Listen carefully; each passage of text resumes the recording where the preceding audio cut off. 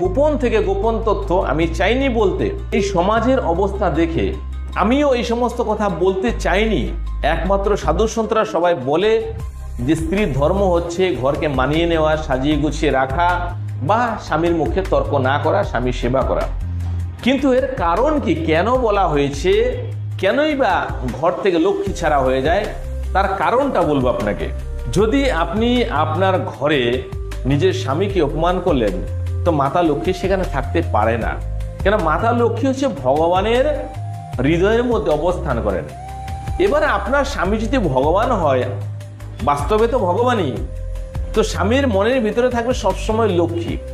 সে লক্ষ্মী যখন নিজেকে নিজে চিনতে না পারছে, তাহলে তো আসল লক্ষ্মী চলেই যাবেন।